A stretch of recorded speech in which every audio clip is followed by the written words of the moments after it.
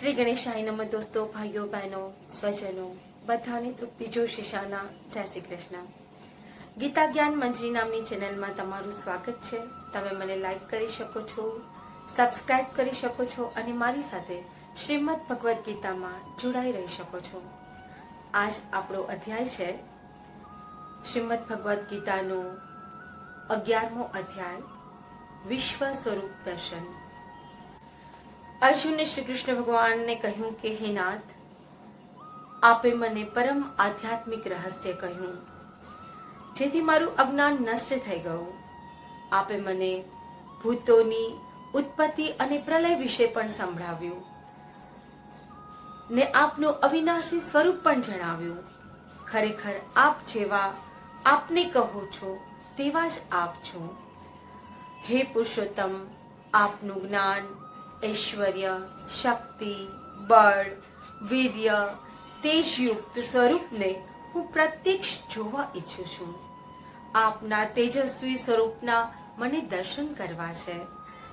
આથી શ્રી કૃષ્ણ ભગવાને જણાવ્યું કે હે પાર્થ, મારા રૂપો અનેક પ્રકારના છે, વર્ણ અને આકૃતિ વાળા છે. તું મારા સહસ્ત્ર દિવ્ય રૂપોને જો. દૈત્યો, વસુઓ, રુદ્રો, અશ્વિની કુમારો અને મરુતોને જો. તેમ તે પહેલા ક્યારેય નહીં જોયેલા એવા ઘણા આશ્ચર્યોને તું જો. આ મારા શરીરમાં એક સ્થળે રહેલું સ્થાવર જંગમ સહિત સમગ્ર જગત ને બીજું તું જે જોવા ઈચ્છે છે તે આજે જો. પરંતુ તારા ચર્મચક્ષુથી તું જોઈ શકે એટલો સમર્થ નથી. હું તને દિવ્ય ચક્ષુ આપું છું, તેનાથી મારો ઈશ્વરીય યોગ જો. અર્જુન શ્રી કૃષ્ણ ભગવાનને કહે છે કે મેં તમારા સ્વરૂપના દર્શન કર્યા, ભૂતોની ઉત્પત્તિ અને પ્રલયકાળ વિશે સાંભળ્યું,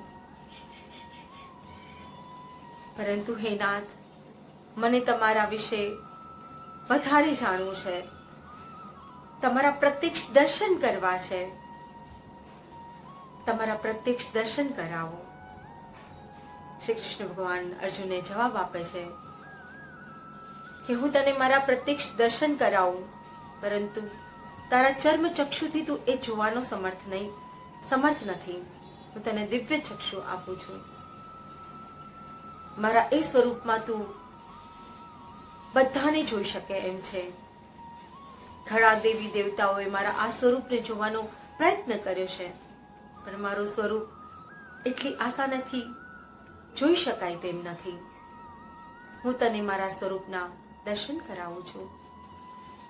આમ કહી યોગેશ્વર શ્રી કૃષ્ણ ભગવાન અર્જુને પોતાનું ઈશ્વરીય સ્વરૂપ બતાવ્યું. અનેક મુખ, અનેક નેત્રો, દિવ્ય આભૂષણો વાળું, દિવ્ય વસ્ત્ર, માયાવાળું, અનેક આયુધો વાળું, અતિ આશ્ચર્યમય, અત્યંત પ્રકાશિત, સઘળી દિશાઓમાં તરફ મુખવાળું ભગવાનનું વિશ્વ સ્વરૂપ જોઈ રોમાંચિત થયેલો અર્જુન પ્રણામ કરી હાથ જોડી બોલ્યો. ભગવાનનું સ્વરૂપ બતાવે છે, વિરાટ સ્વરૂપના દર્શન કરાવે છે. આજનો આ અધ્યાય આપણને એ આત્માનો પરમાત્મા સાથેનો સાક્ષાત્કાર કરવાનો છે. આપણે પણ આપણા અંતર્મનની આંખોથી ભગવાનના વિશ્વ સ્વરૂપના, વિરાટ સ્વરૂપના દર્શન કરવાના છે. આપની અંદર સર્વભૂતોને જોઉં છું, સર્વ ગણોને જોઉં છું, સર્વ મહર્ષિઓને જોઉં છું, દેવી દેવતાઓને જોઉં છું, શિવને જોઉં છું, અનેક રૂપોને આપની અંદર સમાયેલા જોઉં છું. હું આદિ, મધ્ય, અંતને નથી જોઈ શકતો, ફક્ત તમે જ દેખાઓ છો. ચારે દિશાઓમાં આપના મુખો દેખાય છે, મોટી આંખો વાળા તમે દેખાઓ છો. આકાશ અને સર્વ દિશાઓ આપની પરિપૂર્ણ છે. આથી આપના આ અલૌકિક ને ભયંકર રૂપને જોઈને ત્રણેય લોક ઘણા વ્યથિત થયા છે. આ ભય પામેલા દેવો આપની સ્તુતિ કરે છે. મહર્ષિ અને સિદ્ધોનો સમુદાય કલ્યાણ હોજો કહીને ઉત્તમ સ્તોત્રોથી આપની સ્તુતિ કરે છે. વળી રુદ્રો, આદિત્યો, વસુઓ, સાધ્યો, અશ્વિની કુમારો, વિશ્વદેવો, પિતૃઓ, ગાંધર્વો, યક્ષો, બધા જ લોકો તમારી અસુરો અને સિદ્ધિનો સમુદાય વિસ્મય પામી આપને જુએ છે. આપના આ વિરાટ રૂપને જોઈને હું તથા બધા લોકો વ્યાકુળ થઈ ગયા છે. તમારા આ વિરાટ સ્વરૂપને જોઈને તમારી સ્તુતિ કરી રહ્યા છે કે અમારું કલ્યાણ હોજો, કલ્યાણ હોજો, અમારી રક્ષા કરો, રક્ષા કરો. બધા જ દેવી દેવતાઓ તમારા રૂપને જોઈને ભયભીત થઈ ગયા છે, વ્યાકુળ થઈ ગયા છે. હે વિષ્ણુ, તમારું આકાશ વ્યાપી તેજવાળું અનેક વર્ણરૂપ પહોળા કરેલા મોઢાને અને મોટી આંખોને જોઈ હૃદયથી હું ભયભીત થઈ ગયો છું. ધીરજ અને શાંતિ હું રાખી શકતો નથી. આપની વિકરાળ દાઢ ને પ્રળયકાળના અગ્નિ સમાન મુખને જોઈને હું સુખ પામતો નથી. મને દિશાઓનું પણ ભાન રહેતું નથી. હું ત્રાસ પામી રહ્યો છું. તેથી હે જગતના નિવાસ સ્થાન, હે દેવેશ, તમે મારા પર પ્રસન્ન થાઓ. તમારા મોટી મોટી આંખો, મોટી મોટા મુખોને જોઈને હે પરમાત્મા, અમે ભયભીત થઈ રહ્યા છીએ. મારી ઇન્દ્રિયા સુખ પામતી નથી. ધીરજ અને શાંતિ ગુમાવી રહ્યા છીએ. આપની વિકરાળ દાઢ અને પ્રળયકાળની અગ્નિ સમાન મુખોને જોઈને હું ક્યાંય સુખ પામતો નથી. દિશાઓનું ભાન ભૂલાઈ જાય છે. હે પ્રભુ, અમારી ઉપર પ્રસન્ન થાઓ. હે કૃષ્ણ, ધૃતરાષ્ટ્રના પુત્રો જયદ્રથ આદિ રાજાઓના સમુદાય સાથે બધા આપમાં પ્રવેશતા હોય એવું મને દ્રશ્ય દેખાય છે.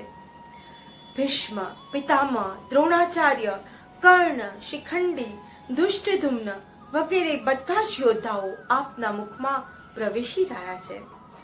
અને કેટલાય ચૂર્ણ થયેલા માથા સાથે બધા આપના દાંતની અંદર વચલા ભાગમાં ચોટેલા હોય એવું દેખાય છે.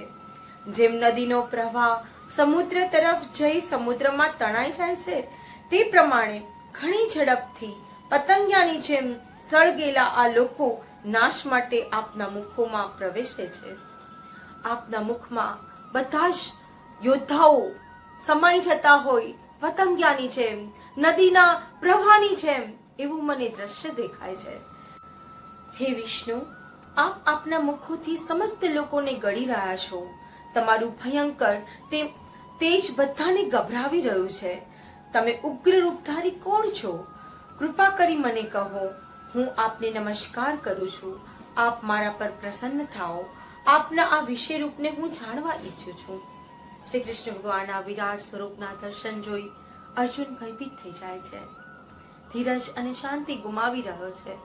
એને દ્રશ્ય દેખાય છે કે બધા જ લોકો જે યોદ્ધાઓ છે, પાંડવોના પક્ષના કે કૌરવના પક્ષના, બધા જ લોકો પતંગિયાની જેમ શ્રી કૃષ્ણના મુખમાં સમાઈ જાય છે.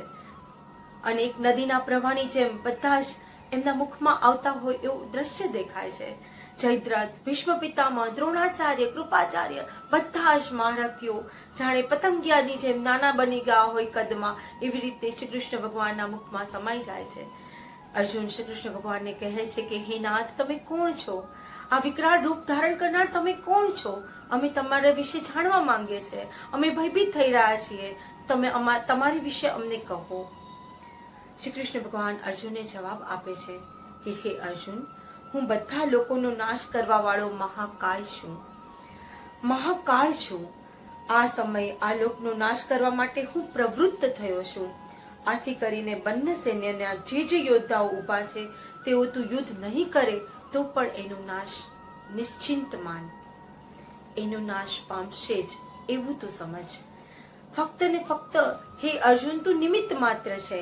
માટે હે અર્જુન, તું યુદ્ધ કરવા માટે ઉભો થઈ જા. શત્રુને જીતીને ધન્ય ધાન્ય વાળો બન. રાજ્યને ભોગવ. મેં આ લોકોને પ્રથમથી જ મારેલા છે. આ દ્રોણાચાર્ય, ભીષ્મ પિતામહ, જયદ્રથ અને કર્ણ તથા બીજા ઘણા શૂરવીરો યોદ્ધાઓને મારી તું અવશ્ય યુદ્ધમાં જીતીશ. શ્રી કૃષ્ણ ભગવાન કહે છે કે મેં આ લોકોને પહેલેથી જ મારી દીધા છે. તું જોઈ શકે છે, તને મેં દ્રશ્ય દેખાડ્યું. જે પહેલેથી જ મરેલા હોય એનો શોક શા માટે કરે છે? તો તું ફક્ત ને ફક્ત નિમિત્ત માત્ર છે. બસ તું યુદ્ધ કરવા તૈયાર થઈ જા, ધન ધાન્ય વાળું રાજ્ય ભોગવ. આ વખતે સંજય ધૃતરાષ્ટ્રને ઉદ્દેશીને કહે છે કે હે રાજન, આ વચનો સાંભળીને ધ્રુજતો હાથ જોડી પ્રણામ કરી ભયભીત થઈ શ્રી કૃષ્ણ ભગવાનને અર્જુન કહેવા લાગ્યો કે હે અંતર્યામી, આપના નામ અને કીર્તનથી જગત હર્ષ પામે છે. રાક્ષસો ભયભીત થઈ સર્વ દિશામાં ભાગે છે. સિદ્ધોના સમૂહો નમસ્કાર કરે છે. આ બધું યોગ્ય છે. આપ તો આદિદેવ અને સનાતન પુરુષ છો. આપ તો જગતના પરમ આશ્રય અને જાણવા વાળા તથા જાણવા યોગ્ય છો. એટલે આપને હજારો નમસ્કાર હો. આપને આગળથી અને પાછળથી પણ નમસ્કાર હો. આપને બધી બાજુથી નમસ્કાર હો. શ્રી કૃષ્ણ ભગવાન અર્જુનને વિરાટ સ્વરૂપના દર્શન કરવાથી અર્જુન શ્રી કૃષ્ણ ભગવાનને નમસ્કાર કરે છે. સંજય ધૃતરાષ્ટ્રને કહે છે કે હે રાજન, અર્જુન ધ્રુજતો હાથ જોડીને શ્રી કૃષ્ણ ભગવાનને કહે છે કે અમે તમને નમસ્કાર કરીએ છીએ. તમે અંતર્યામી છો. તમને જોઈને હર્ષ પામે છે લોકો. રાક્ષસો ભયભીત થયા ગયા છે. સર્વ દિશાઓ ભાગતી હોય એવું લાગે છે. સિદ્ધિના સમૂહો તમને નમસ્કાર કરે છે. આપ તો આદિ દેવ અને સનાતન છો, તો તમે અમારા નમસ્કારને સ્વીકાર કરો. હે પરમાત્મા, સખા માનીને આપના પ્રભાવને નહીં જાણતા પ્રેમથી પ્રમાદથી હે કૃષ્ણ, હે યાદવ, હે સખા એવા સંબોધન અમે તમને કર્યા. તમારી સાથે વિહાર, શૈયા, આસન, ભોજન કર્યા. તમને એકલા કે બીજાની સમક્ષ મારાથી જે કંઈ અનાદર થયા હોય એ તમે ક્ષમા કરો. અમે તમને સમજી ન શક્યા. હું તમને જાણી ન શક્યો. તમે મારા સખા છો એવું સમજીને તમારી સાથે પ્રમાદ કર્યો, તમારી સાથે ભોજન કર્યું. તમે અમને ક્ષમા કરો. આપ તો સર્વ ગુરુઓના ગુરુ છો. આપના ચરણોમાં પ્રણામ કરી વિનંતી કરું છું કે જેવી રીતે પિતા પુત્રને, માતા પુત્રને, એક મિત્રને, પતિ સ્ત્રીને ક્ષમા આપતી હોય, એના અપરાધને ક્ષમા કરતા હોય, એવી રીતના તમે મારા કોઈ પણ ભૂલ કરી હોય એની તમે ક્ષમા કરજો. તેવી રીતે આપ મારા અપરાધને ક્ષમા કરવાને યોગ્ય છો. હવે આપ પ્રસન્ન થાઓ અને કિરીટ, કુંડલ, શંખ, ચક્ર, ગદાધારી ચતુર્ભુજ રૂપવાળા થાઓ. મારા જે કંઈ ભૂલ થઈ હોય એની ભૂલચૂક માફ કરી દેજો. કંઈ પણ અનાદર કર્યો હોય એની પણ ભૂલથી માફ કરી દેજો. તમે જેમ એક પિતા જેમ પુત્રને માફ કરતો હોય, મિત્રને માફ કરતો હોય, પતિ સ્ત્રીના અપરાધને ક્ષમા કરતો હોય, એવી જ રીતના મારા કોઈ પણ ભૂલચૂક હોય એની ક્ષમા કરી તમે તમારા મૂળ સ્વરૂપમાં આવો. તમારી ચતુર્ભુજ સ્વરૂપમાં આવો. કિરીટ, શંખ, ચક્ર, ગદા, પદ્મ જેમ તમારું મુખ્ય સ્વરૂપ છે એમાં તમે આવો. કારણ કે તમારા આ વિરાટ સ્વરૂપને જોઈને હું ભયભીત થઈ ગયો છું. કૃષ્ણ ભગવાન અર્જુનને કહે છે કે હે અર્જુન, મારું આ સ્વરૂપ એ પહેલા કોઈએ પણ જોયું નથી. મેં ફક્ત તને જ બતાવ્યું છે. મારું આ સ્વરૂપ ન વેદોથી, ન તપથી, ન દાનથી, ન યજ્ઞથી જોવા મળે છે. તું ભય રહિત થઈ મારું આ ચતુર્ભુજ રૂપ ફરીથી જો. આ સમયે સંજય ધૃતરાષ્ટ્રને ઉદ્દેશીને કહે છે કે હે રાજન, આ પ્રમાણે કહી ભગવાન કૃષ્ણ અર્જુનને પોતાનું ચતુર્ભુજ સ્વરૂપ દર્શન કરાવ્યું. અર્જુન આ સ્વરૂપ જોઈને આનંદ પામી બોલ્યો કે હે જનાર્દન, આપના અતિ શાંત સ્વરૂપને જોઈને મારું ચિત્ત શાંત થઈ ગયું છે. મારું ભય દૂર થઈ ગયો છે ને હું સ્વસ્થ બન્યો છું. શ્રી કૃષ્ણ ભગવાન અર્જુનને કહે છે કે હે અર્જુન, આ રૂપ જોવા દેવો સદા તત્પર બને છે, પણ તે વેદ અભ્યાસથી, ઉગ્ર તપથી, દાનથી, યજ્ઞથી કે નથી કોઈ પણ વ્યક્તિ આ રીતે પ્રાપ્ત કરી શકે નહીં. મારું આ સ્વરૂપના દર્શન કરવા માટે ફક્ત ને ફક્ત અનન્ય ભક્તિની જરૂર હોય. મારા ભક્તો મને આ સ્વરૂપને જોઈ શકે. અનન્ય ભક્તિવાળા મનુષ્ય જ મને પ્રાપ્ત કરી શકે. હે પાંડવ, જે મારો ભક્ત, મારા માટે કર્મ કરનારો, મારા માટે પારાયણ રહેનારો, આસક્તિ વિનાનો, સર્વ પ્રાણી પ્રત્યે વેર રહિત હોય તે મને પામે છે. શ્રી કૃષ્ણ ભગવાનના ચતુર્ભુજના દર્શન કરી અર્જુન શાંત પામે છે. સ્વસ્થ થાય છે. શ્રી કૃષ્ણ ભગવાન અર્જુનને કહે છે કે મારું આ વિરાટ સ્વરૂપને જોવા માટે ઘણા દેવો તત્પર બન્યા છે, પરંતુ એ નથી વેદથી કે નથી યજ્ઞથી કે નથી તપથી મળતું. આ સ્વરૂપના દર્શન ફક્ત ને ફક્ત મારો ભક્ત જોઈ શકે છે, જે અનન્ય ભક્તિથી મારી પરાયણ હોય, મારો આશ્રય લેનારો હોય, ફક્ત મને જ ભજતો હોય એવો ભક્ત મારા આ સ્વરૂપને જોઈ શકે છે. ઇતિ શ્રી દેવાખંડે બ્રહ્મ વિદ્યાયામ યોગ શાસ્ત્રે શ્રી કૃષ્ણ અર્જુન સંવાદે 11મો અધ્યાય વિરાટ સ્વરૂપ વિશ્વ સ્વરૂપ દર્શન સમાપ્ત. શ્રી કૃષ્ણ કનૈયા લાલ કી જય. જય શ્રી કૃષ્ણ.